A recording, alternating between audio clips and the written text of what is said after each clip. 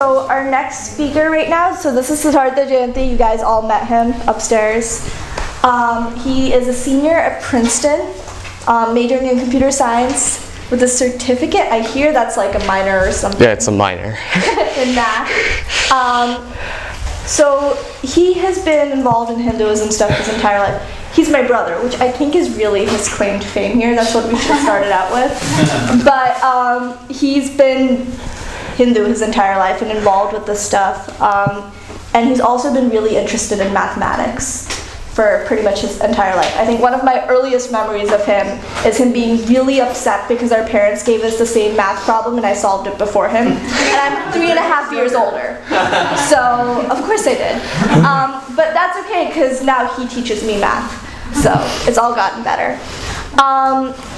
So he, at Princeton, does computer science research with Professor Robert Tarjan, but has also done some work with Professor Manjul Bhargava, who is a renowned mathematician, and is also, I think, particularly important in our context, because a lot of the mathematics he learned in his early life was in Sanskrit from his grandfather, so it was from Sanskrit texts. And like Hindus, and historically Hindus, have done a lot of work in the maths and sciences, and like we've discovered a lot of things and have had a lot of stuff that we've written down long before kind of their modern discovery. So this session is basically going to be about a few solid examples that we can all kind of go home and cite when our friends ask us about them, of things that Hindus discovered, and discovered before whatever we consider the discovery point of these things to be now. The goal is to give you guys things with citations, things that we can talk about. I know that a lot of times our parents and elders say, oh yeah, we came up with that a long time ago, and we don't know how to contextualize that for our friends. So we're going to learn a little bit of math, learn a little bit about our history, and hopefully it'll be fun. So, hello everyone. I'm Siddhartha, as she just said. So, I've always had a love for literature as well as mathematics. Particularly, I like literature and language, like Indian languages. I grew up speaking Telugu, along with obviously English, because I was born in America. And I like to read poetry and stuff. And very interestingly, these two worlds like come together in ancient Indian academia, essentially. So the first thing I'll start out with is one text that I heard of that really caught my eye in Telugu literature. So it's called Raghava Pandaviyam. Maybe I should write it down. That would be great. Yeah, and I will write it in not Telugu because I can also be your scribe, if that'll make things easier. Oh, do you want to? Sure.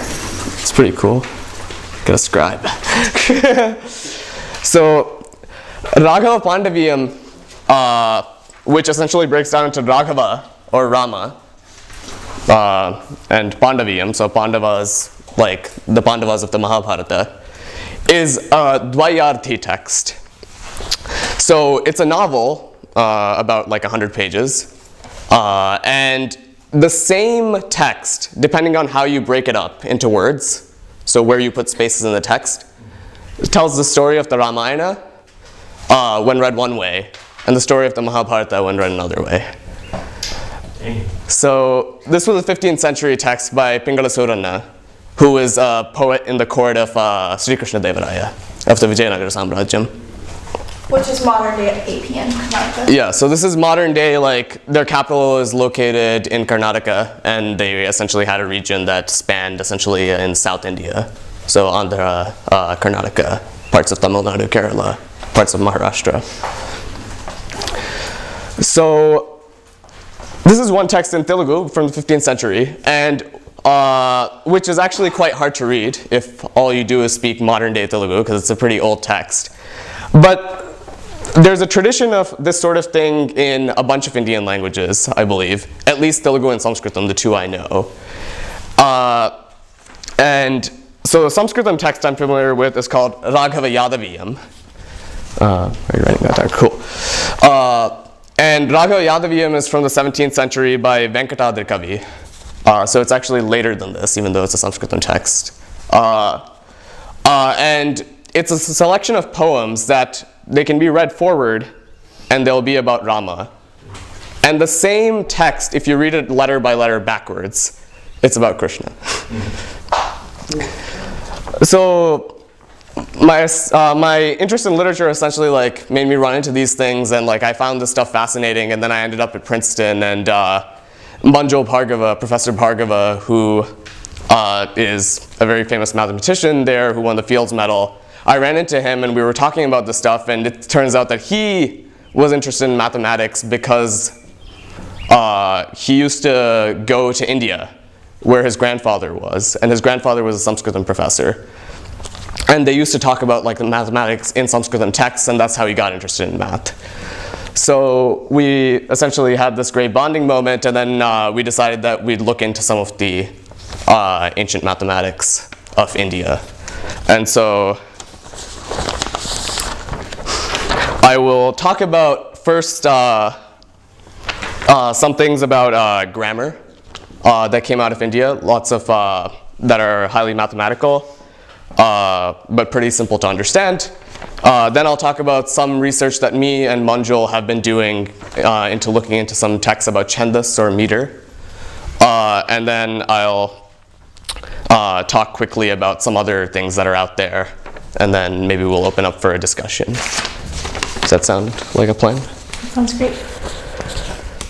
Cool. Do you guys have time to write things down? Do you want to write things down? Okay. Yeah. Half a whiteboard. Cool. So as a computer scientist, one of the most interesting things in computer science is sort of the foundations or theoretical computer science. And I'm about to do a PhD in theoretical computer science, so I absolutely love it.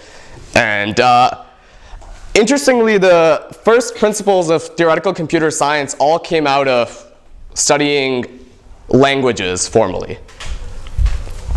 So, for instance, things of interest are in computer science are you give me some input. So let's think of a computer program now, sort of switch gears entirely. You give me an input to the program.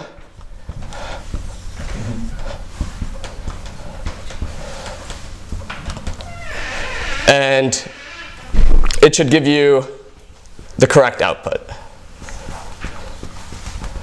Right?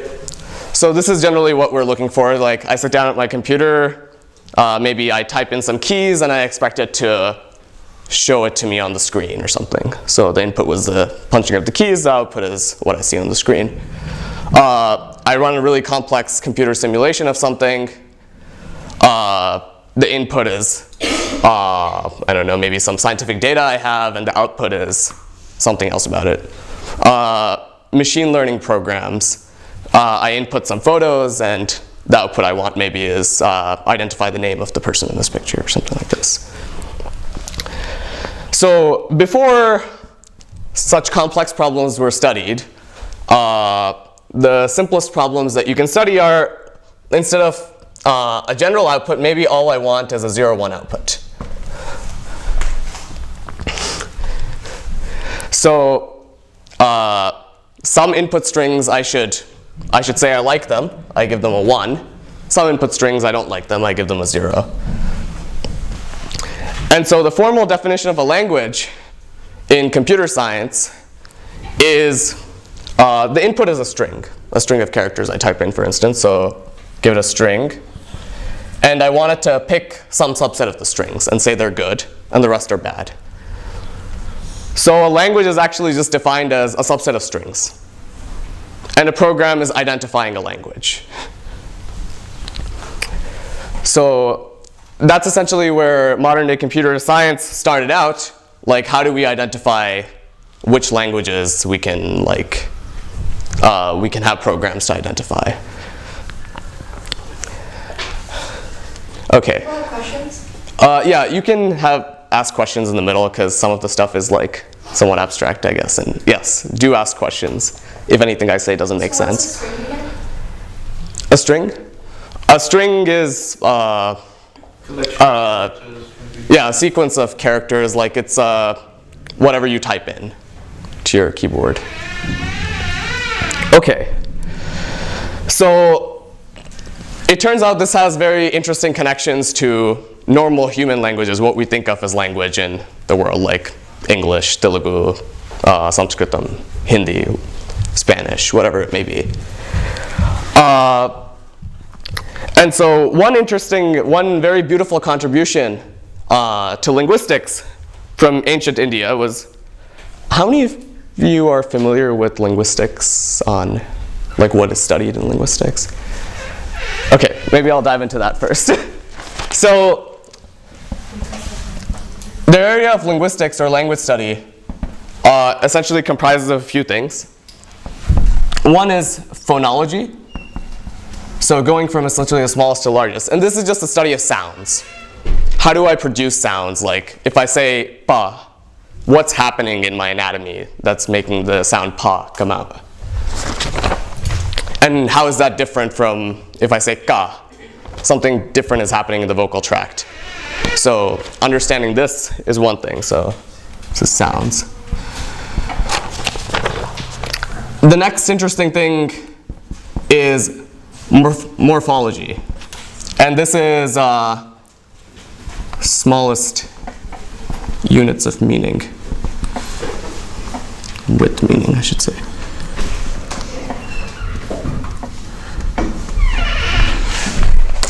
So, for instance, in English, a morpheme would be ing, ing. So this has some standard meaning, and it can be applied in lots of different words in different contexts, but it always means the same thing. And how you get morphemes is you put a bunch of sounds together, and that's a string of sounds is a morpheme. Then there's syntax. And this is essentially how to generate a proper sentence.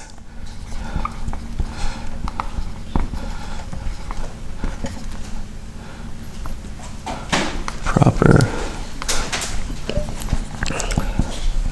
sentence. So for instance, in English, I can say I am going, but I can't say I going am. That's improper English. And I can't say going I am. You could if you're Yoda. Right. On the other hand, in Telugu, nenu veltunnanu means I am going. So am and going become the same word in Telugu. And veltunnanu nenu also means I am going I am. And this is licit in Telugu. It's okay to say this and it makes sense. So different languages have different grammars and they can vary greatly, but all of them have syntaxes. There are proper ways to say things and some ways of saying things, even if all the words are in the right language, it's like improper. And finally, there's semantics. And semantics is the meaning behind the sentence, so meaning. And so linguistics is essentially the study of this whole chain of things, from phonology, morphology, syntax, semantics. And so at this point, can I erase the stuff here? Cool.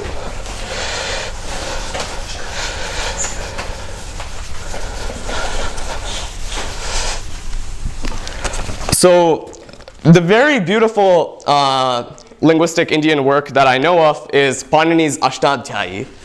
So the author is Panini. And the text is Ashtadhyayi. Ashta meaning 8, Adhyaya meaning chapters. So it has 8 chapters.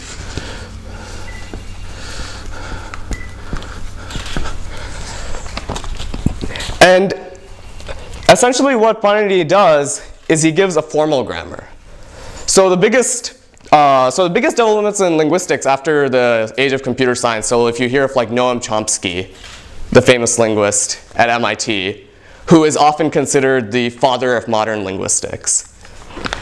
So Chomsky was born in 1928, and so he's very recent. And essentially what he contributed to the field of linguistics is that he had this idea of a generative grammar.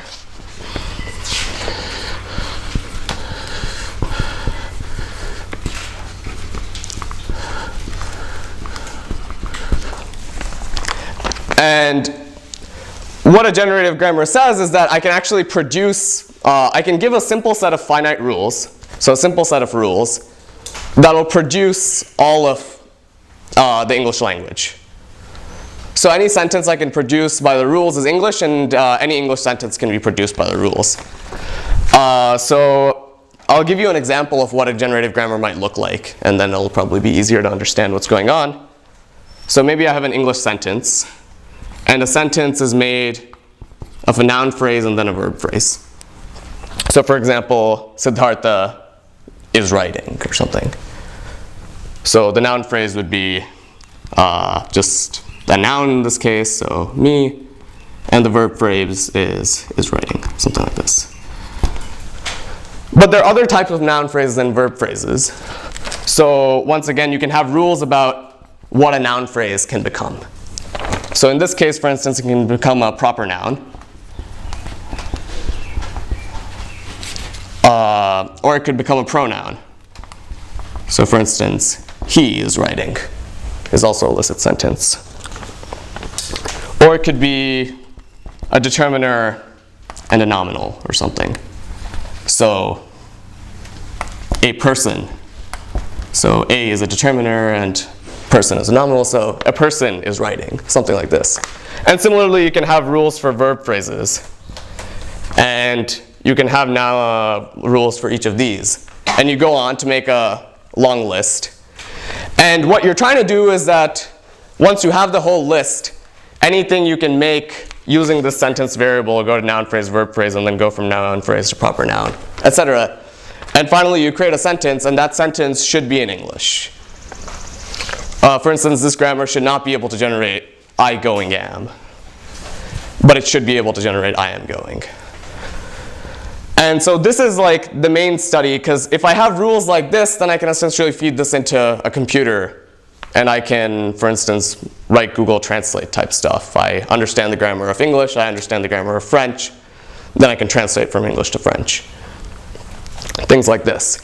Unfortunately, this is a very, very, very hard problem. As you know, there are like an infinite number of exceptions to all of these rules, and in English grammar, and you try to learn it, and there are too many rules, and it's hard. And people who study this stuff for their whole lives are unable to come up with formal grammars for instance, English, which is a very well-studied language. So what Panini accomplished in his Ashtadhyayi, therefore, is incredible. He was able to come up with a generative grammar for Sanskritam. So he studies the phonology, all the sounds, and things like sandhi, how do sounds come together when you say them close to each other. He studies morphology, dhatus, like the root words and prefixes and suffixes and things like that. And then he comes up with a syntax for Sanskritam. So he gives actually a formal set of rules through which you can study Sanskritam. And anything that's, any sentence that's formable using the rules is Sanskritam, and any Sanskritam sentence can be made by his rules. And his rules are actually reasonably short, which in this context means that they're about 100 pages.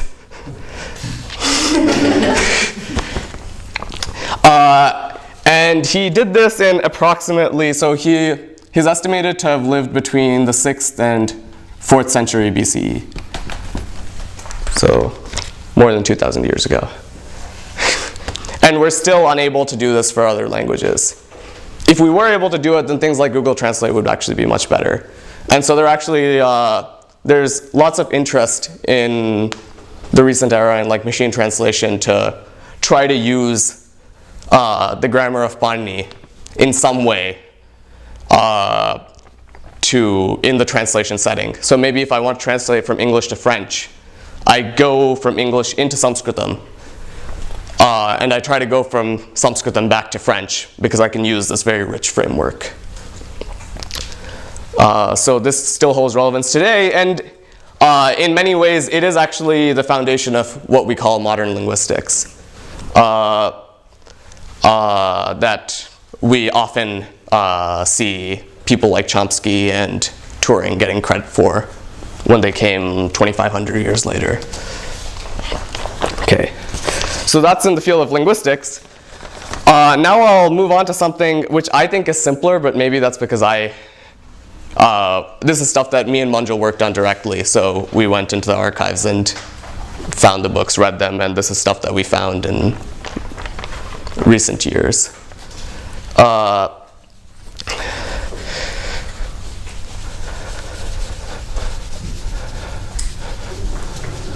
Siddhartha? Yeah. So I've heard people say that Sanskritam is maybe the most natural precursor for computer language. Yes. So actually lots of people, when computers were like on the rise, there was lots of interest in possibly making a programming language out of Sanskritam.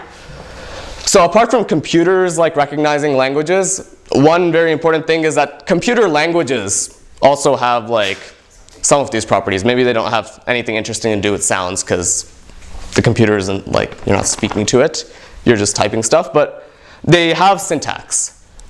So when you write an algorithm for the computer, it has to be very specific. And Sanskritam was the only known natural language to have a formal grammar, a formal way of specifying how to say things.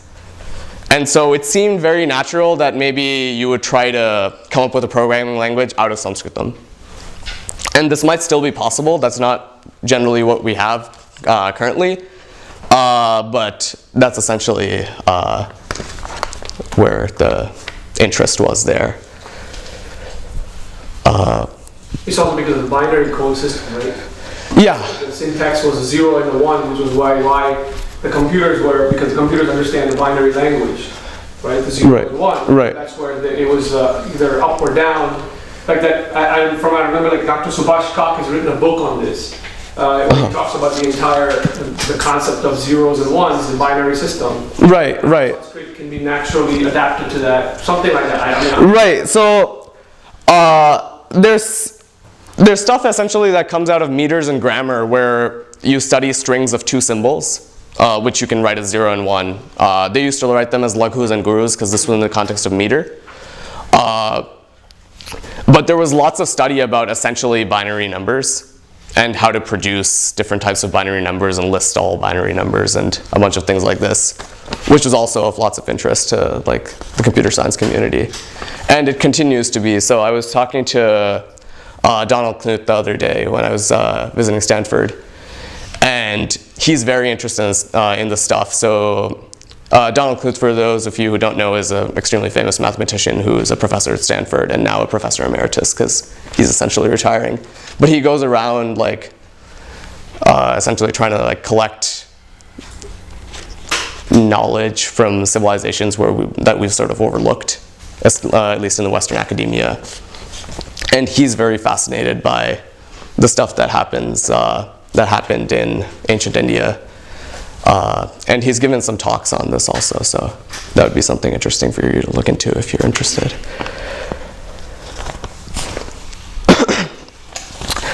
So this is the stuff that I'm most excited about, I think, because, I don't know, I work on it. So, so what do you, maybe I'll start at the basics of Sanskritam meters. So one very important thing in the Sanskrit literary canon is writing things in meter. So there's a tradition of essentially like memorizing texts so that you never need to write them down, and there was an oral tradition of passing things down so that you would have all your knowledge with you all the time and you don't need to look it up anywhere.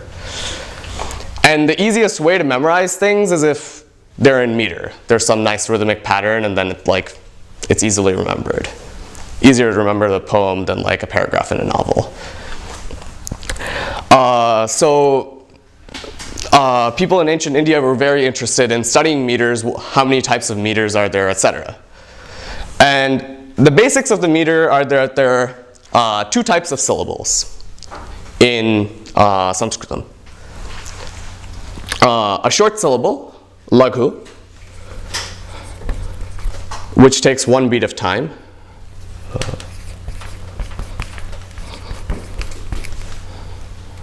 Beat. And a long syllable, guru, which takes 2 beats of time.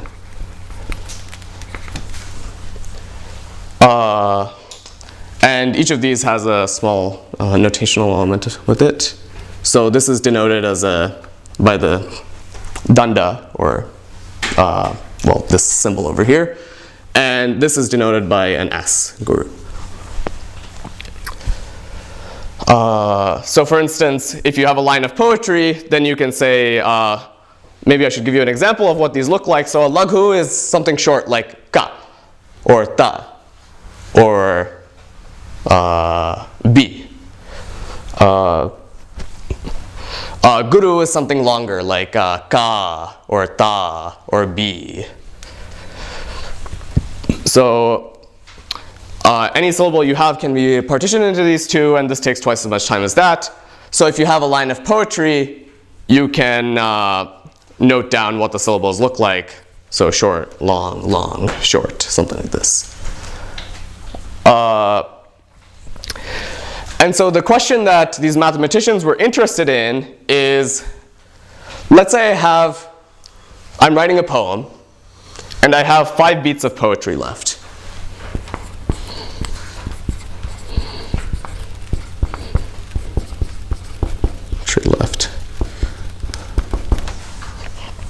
So 1, 2, 3, 4, 5. And I want to fill this with laghus and gurus. So one way to do it would be laghu, laghu, laghu, laghu, laghu. Another way to do it would be laghu, guru, guru. So an interesting mathematical question is, how many ways are there to do it? Here are 2 examples.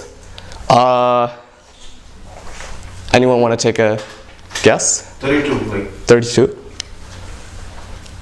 Yeah. So we have a guess, which is 32. Any other guesses? 9. What? 9? Guess 9. Any more? Okay, so actually, I don't know the answer off the top of my head. But Acharya Virahanka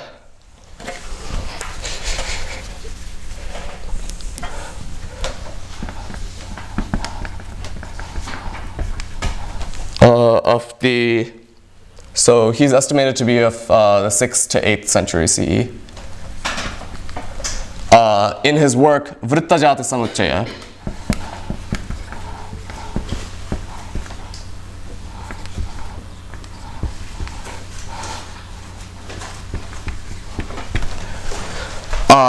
gives us an answer of how to derive this for an arbitrary number of beats. And I can read you exactly what he says. Actually, so he writes in Prakrit, and I have the Prakrit over here, but I cannot read Prakrit very well. So I'm going to read the Sanskritam translation of the same thing, which was made shortly after his work. So, dvau dvau purva vikalpau ya melayitva jayate sankhya sa uttara sankhya ya esha nirdesha. So what's he saying? He's saying, let's say I ask this question for 5 beats. So maybe the Virahanka question for 5 beats. I have 5 beats. How many ways are there to fill it? So he's saying essentially, look at this. Let's say I knew how to do it, the number of ways to fill 4 beats with laghus and gurus. Let's say I already knew that, so I already know V4. And similarly, I already know V3, and V2, and V1. Then how do I come up with V5? So any way of filling 5 beats, he says, is you either have a laghu here, and some way of filling 4 beats, or you have a guru here, and some way of filling 3 beats. So any way of filling 5 beats can be produced in only one of these ways, and exactly one of these ways. So he's saying, to get V5, you do V4 plus V3. So that's the rule. in particular, he says this for any n. So he says, if we're looking for Vn, Vn is equal to Vn minus 1 plus Vn minus 2. And I think you guys have seen this set of numbers before, and they often go by what name? Fibonacci? Yeah, they're often called the Fibonacci numbers. And this is exactly the same recurrence. Fibonacci, so Virahanka, as I said, is from the 6th to 8th century.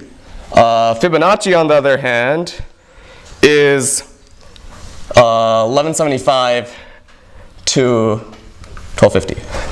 So about 400 years afterwards.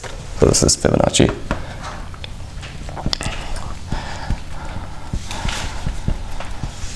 So things that we learn of as Fibonacci numbers occurred much before through Sanskrit prosody in Acharya Virahanka's work. And this is a fundamental contribution to combinatorics. And it's also a much more beautiful derivation. So mathematicians are always also interested in like how you're deriving things. What's the motivating problem? And Virahanka's motivating problem was this natural question about poetry.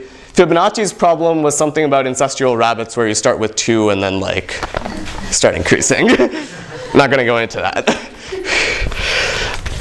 So that's a beautiful piece of mathematics.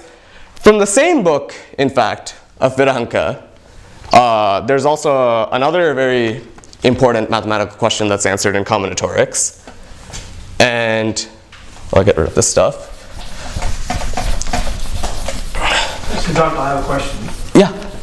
So Virahanka, are you saying that he postulated this formula, i.e. discovered this formula, or did he learn it from someone? Because obviously the Guru Shishya Parampara continued. So there's something that I was going to remark on later, but I'll say it right now. Virahanka does not claim to have discovered this formula. Virahanka claims, in fact, so this is from the 6th chapter. This is, I should probably write that down for you too. This is chapter 6, verse 49 of Vritta Samuchaya. Maybe I'll write it again.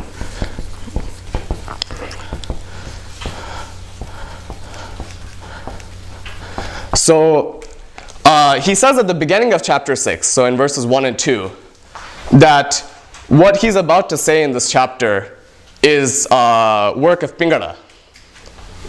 From Pingala's Chandasastra. And Pingala, so Virahanka says that he's pointing to Pingala. And Pingala is approximately from the 4th century BCE.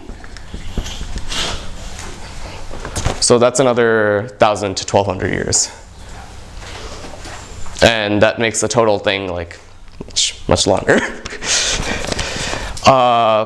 So he says that everything that he's about to say is essentially a retelling of what Pingala said. So Pingala's text is much harder to read. Pingala's text is in sutra form, meaning that he says things in very terse ways that are meant to be remembered as mnemonics in the oral tradition. So essentially the teacher will teach you like the small sutra, and then he'll like explain the whole thing. And the sutras that are actually in here are just meant for remembering the longer thing. So for that reason, I have not yet been able to identify where it is in Pingala's work, but Virahanka says it comes from Pingala. He cites his source as Pingala for this work. There's cross-reference from a scientific perspective when you're writing a book, right? Or like any author, right? You're supposed to cite sources. Right. Essentially, that's what he's doing. You're saying yeah. That he's citing. He's not that it's mine, so it's not copyrighted by me. I'm not plagiarizing it. I'm going back to the source where I got it from. Exactly. 4th century BC, which is essentially 800 years before his time. Exactly. Right. And it's entirely possible that Pingala in his text would have quoted someone. Yeah. Yeah. It's possible. So I have not read the Pingala text, so I will not say too much more, but yes, it would likely be true that Pingala might have quoted someone if he got it from an earlier source. So now you're saying, essentially, to summarize, not to interrupt, but you're saying the Fibonacci sequence, which is attributed to Fibonacci, is essentially like, I don't know, 800 years before Fibonacci or 1,000 years before Fibonacci actually thought of this. Yes. Right? Yes. Longer than that if you want to go to the 4th century. Yeah. Yeah, exactly. So if we're indeed to believe that everything did come from Pingala, then it's about 1,500 years. Yeah.